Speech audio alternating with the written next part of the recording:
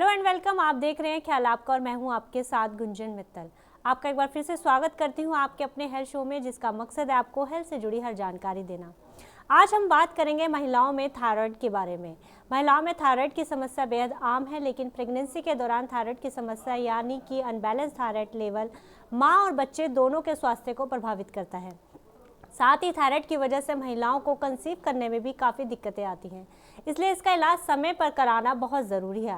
आज इसी विषय पर बात करने के लिए हमारे साथ जुड़ी हैं आर्टेमिस हॉस्पिटल की senior obstetrician and gynaecologist doctor Renu Raina Sehgal. Doctor Renu, आपका बहुत बहुत स्वागत है हमारे शो में। डॉक्टर, सबसे पहले बताइए, प्रेगनेंसी में थायराइड हार्मोन का क्या रोल रहता है और ये कैसे प्रेगनेंसी को अफेक्ट करता है?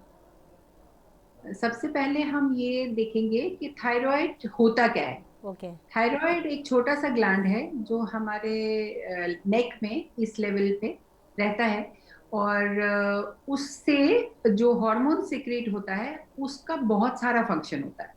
वो हमारी बॉडी के बहुत सारी चीजों को कंट्रोल करता है, जैसे ओके। टेम्परेचर रेगुलेशन, जैसे रिप्रोडक्टिव सिस्टम, जैसे हार्ट, जैसे गट, और मतलब हमारी इंटेस्टाइन, हमारी पाचन शक्ति, हमारा हार्ट का जो लेवल होता है, जो हमारा अपना टेम्परेचर कंट्रोल करने का जो लेवल होता है, reproductive hormone, brain function, neurological function, okay. Muscle activity and coordination.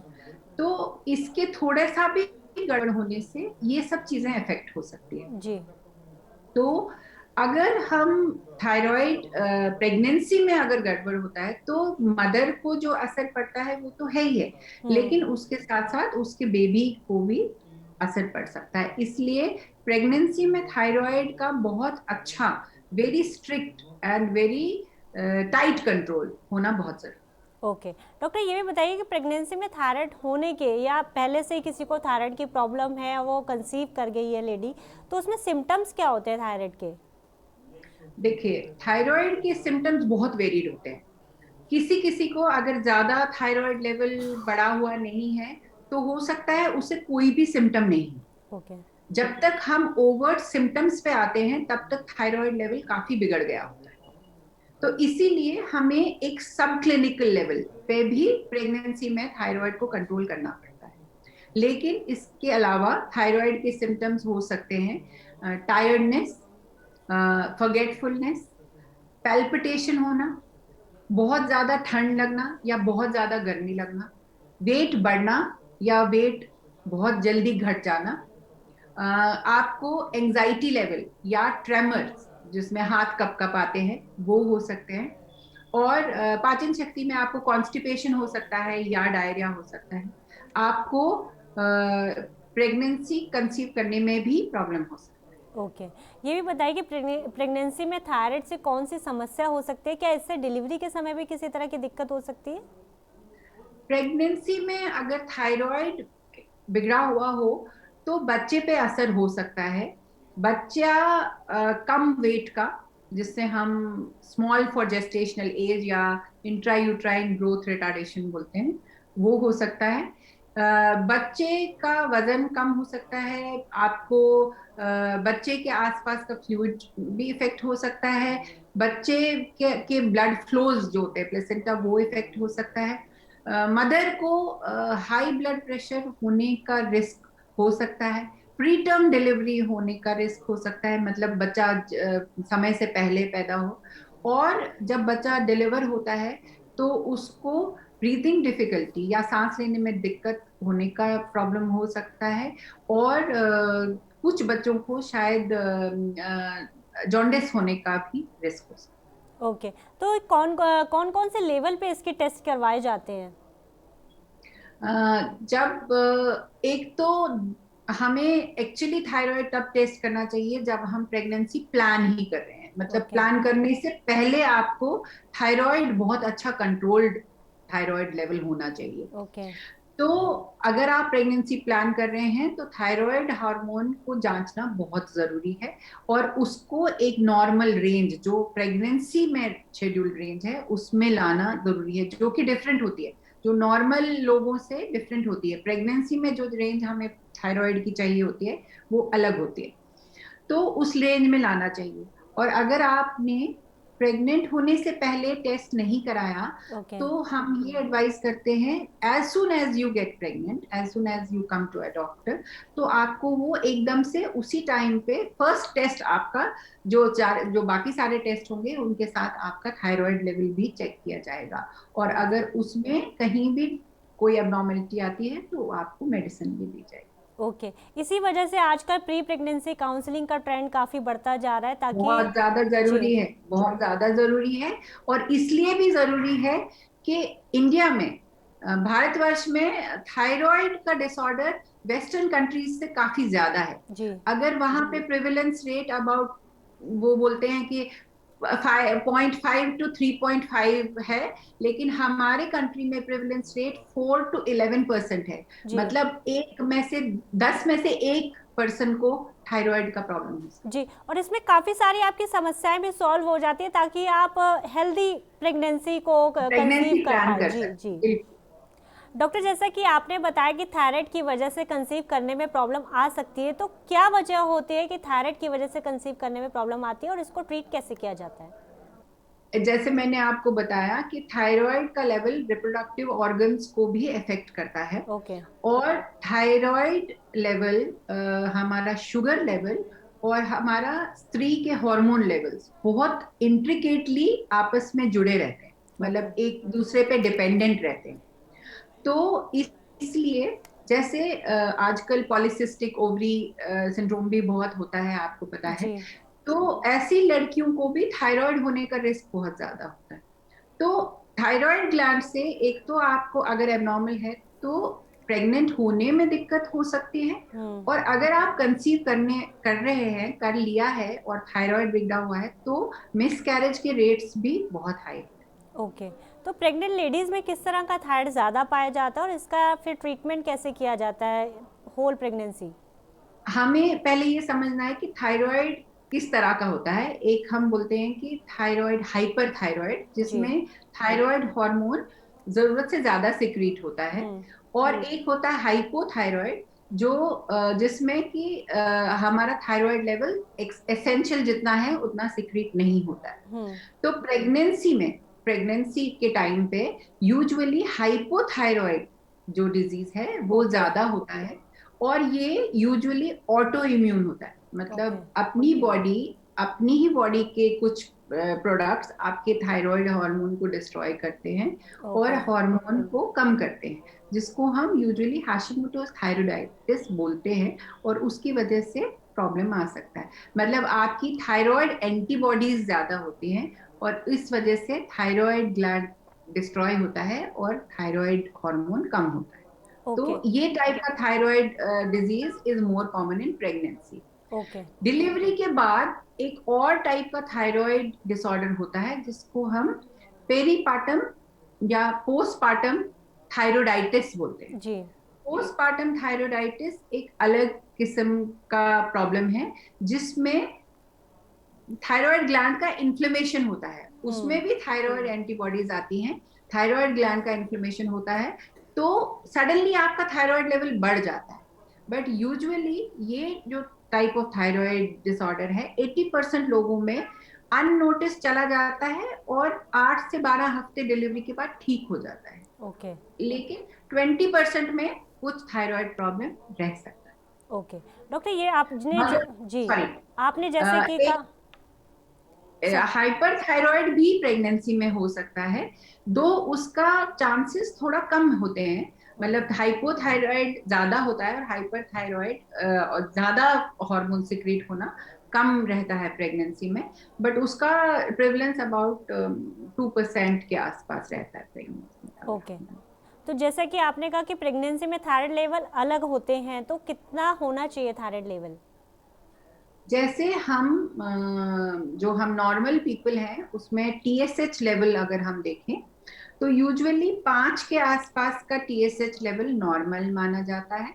और 5 से 10 के बीच का जो थायराइड टीएसएच लेवल है उसको हम सब क्लिनिकल या ऑकल्ट हाइपोथायरॉयडिज्म बोलते हैं। शायद उसमें किसी को जरूरत पड़े दवाई लेने की या नहीं पड़े।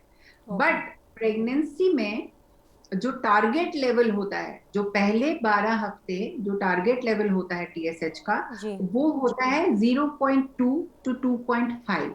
ओके। और जो सेकेंड और थर्ड ट्राइमेस्टर होता है उसमें होता है 0.3 टू 3। मतलब इस रेंज के बीच में अगर आपका टीएसएच लेवल रहता है तो वो बेस्ट है। ओके। और अगर किसी का भी टीएसएच लेवल 4 से ज्यादा है, हालांकि उसको कोई सिम्टम नहीं होगा और वो सब क्लिनिकल हाइपोथायराइड होगा, लेकिन उसको भी प्रेगनेंसी में दवाई खाना पड़ेगा। ओके। इसका रीजन ये है कि जो बच्चा है उसका थायराइड ग्लैंड 12 हफ्ते तक नहीं बना और वो मदर के सर्कुलेटिंग हॉर्मोन्स पे डिपेंडेंट रहता है। और बच्चे का न्यूरोलॉजिकल डेवलपमेंट और खासकर ब्रेन डेवलपमेंट जी बिल्कुल। जो भी उस फेज में होता है वो थायराइड पे बहुत इंपॉर्टेंटली डिपेंडेंट होता जी है। जी। और अगर मदर के थायराइड लेवल्स कम होंगे तो ये दोनों डेवलपमेंट खड़बड़ हो सकते हैं। ओके। और 12 हफ्ते से 20 हफ्ते के बीच में थायराइड ग्लैंड बढ़ने लगता है बच्चे का, लेकिन फिर भी वो इतना डेवलप नहीं होता कि वो पूरा हार्मोन सिक्रीट करे। तो ओके। तब भी बच्चा पार्शियली अपनी मदर के थायराइड हार्मोन पे डिपेंडेंट रहता है। ओके। जैसे कि अभी आपने कहा काफ़ी चीज़ थायराइड तो खाने पीने की आदतों से ही हम सुधार सकते हैं, पर कई बार हमें इसके लिए दवाई भी लेना पड़ता है। तो कौन से ट्राइमेस्टर तक दवाई लेना जो है वो सेफ रहता है, और कितने समय बाद थायराइड लेवल चेक करवाते रहना चाहिए? नहीं, पूरे सारे ट्राइमेस्टर में, इवन ओके। ब्रेस्ट फीडिंग में भी थायराइड जो हार्मोन है, चाहे वो हम हाइपर थायराइडिज्म के लिए दे या हाइपोथायराइडिज्म के लिए दे, ओके। दोनों ही सेफ होते हैं। ओके। मदर के लिए भी और बेबी के लिए भी, और एसेंशियल होते हैं। ओके। तो आपको प्रेगनेंसी में एवरी 6 वीक्स टू 8 वीक्स अपना थायराइड लेवल चेक कराते रहना पड़ता है, क्योंकि प्रेगनेंसी में आपकी डोजेजेस ऊपर नीचे होती रहती है और उसको हमें इतने ही टाइट कंट्रोल में कंट्रोल करना पड़ता ओके, तो इसको ब्लड टेस्ट कराया जाता है इसके लिए? है। ब्लड टेस्ट करा। ओके। डॉक्टर ये बताएं थायराइड से बच्चे पर क्या असर पड़ता है, और आगे जाकर क्या बच्चे में भी थायराइड की समस्या देखी जा सकती है? थायराइड जो हाइपोथायराइडिज्म होता है उसका एक जेनेटिक प्रीडिस्पोजिशन रहता है, हम्म। फैमिलीज में रन करता है। हम्म। तो अगर मदर को हाइपोथायराइडिज्म है तो अबाउट 2% चांस है कि उसके बच्चे को भी हाइपोथायराइडिज्म हो सकता है। ओके। कौन सी एज पे आएगा वो हम नहीं बता सकते, बट चांस रहता है। ओके। और एक और एंटिटी है जिसको हम कंजेनाइटल हाइपोथायराइडिज्म बोलते हैं, मतलब पैदाइशी ही बच्चे को हाइपोथायराइडिज्म रहता है और उसको ट्रीट करना बहुत जरूरी रहता है, बिकॉज नहीं तो बच्चे के ग्रोथ और ब्रेन डेवलपमेंट दोनों पे ही असर पड़ता है। ओके। हमारे एक दर्शक का सवाल है, क्या प्रेगनेंसी के दौरान भी थायराइड की समस्या डेवलप हो सकती है? बिल्कुल हो सकती है।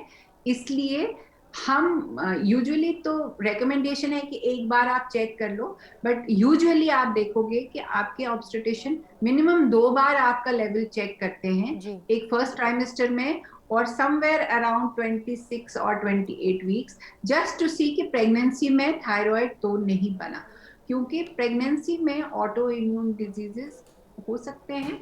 और थायराइड एंटीबॉडीज अगर बढ़ जाती हैं तो ओवर थायराइडिज्म हो सकता ओके। चलते चलते डॉक्टर, प्रेगनेंसी में थायराइड लेवल को कंट्रोल करने के लिए आप क्या सलाह देंगी हमारे दर्शकों को? है।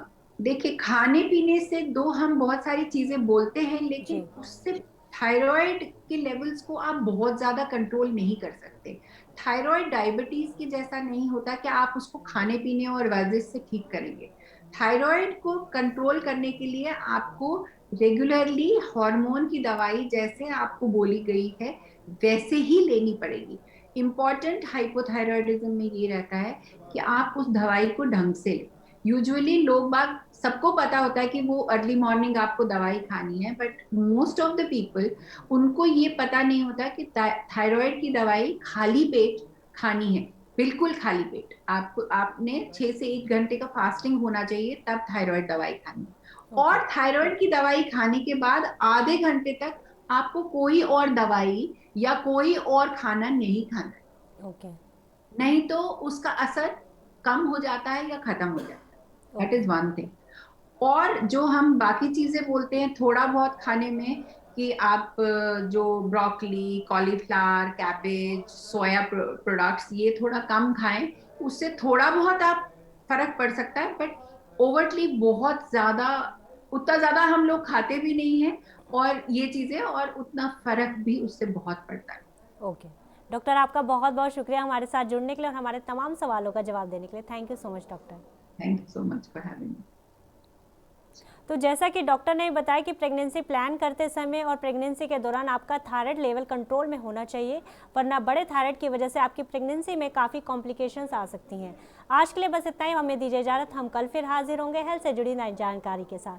तब तक आप अपना और अपनों का ध्यान रखिए। चलते चलते हम आपको बताना चाहते हैं TV9 डिजिटल के न्यू इनिशिएटिव TV9 वैन के बारे में। आखिर क्या इनिशिएटिव, आइए देखते हैं इस छोटी सी वीडियो में। Today, doctors are busier than ever providing care and advice to patients. And the reality is that an average patient now spends much more time in the waiting room than in the doctor's chamber. With such a captive audience, it's time to put their wait time to good use. Introducing TV9 Waiting Area Network that provides premium patient engagement experience through engaging and informative videos. These videos are created keeping in mind an Indian patient seeking medical attention. TV9 Waiting Area Network provides a perfect platform for educating the patients on everything a doctor's practice has to offer while elevating the doctor's brand at the same time. As a doctor, all you need is to have Wi-Fi at your clinic and we'll take care of the rest. We provide you with a TV, a media player, your clinic profile, and a playlist customized as per your practice. Combine all this with the regular news updates from TV9 and you have an awesome branding and marketing tool for your clinic. Write to us at van@tv9.com and we'll get in touch with you to set up our solution at your premises.